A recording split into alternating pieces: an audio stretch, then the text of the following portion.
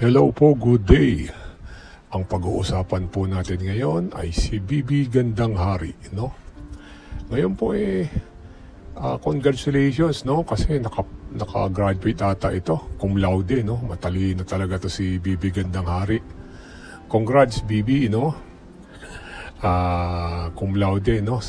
Kasi itong si Bibi Gandang Hari, no? Kung titignan mo talagang kung magsalita siya, no, talagang matalino talaga. Makikita mo naman sa ano niya kung sumagot, talagang yung mga hindi naman sa siyempre, magaling mag-English, no? Siyempre, aside sa magaling mag-English, talagang kung sumagot siya, talagang intelihente, no? Nakakatuwa, no, nakagraduate na siya, no? Tsaka masaya ako sa kanya kasi masaya na rin siya sa buhay niya. Nakikita naman natin sa mukha niya, no?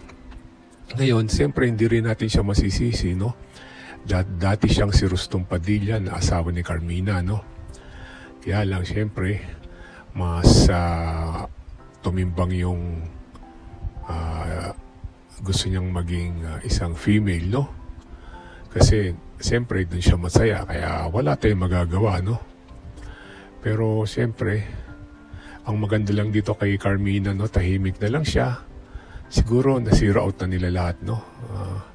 Siguro para sa bagay, pareho na silang masaya. Tsaka si Bibi naman, no, ano na lang siya, namumuhay na siya ng tahimik at masaya na siya. Kaya mas ginusto niya ng maging Bibi Gandang Hari, no? Tsaka pag nakikita ko to si Bibi Gandang Hari, nakikita ko na rin na masaya na rin siya sa buhay niya, no? Kasi ayun na nga, nailabas niya na talagang kung saan siya komportable, na talagang siya na si Bibi Gandang Hari, no?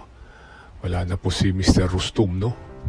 Kaya para kay Bibi Gandang Hari, masaya po tayo, no? Siyempre kasi masaya na siya sa buhay niya, no? Kaya congratulations din, cum laude.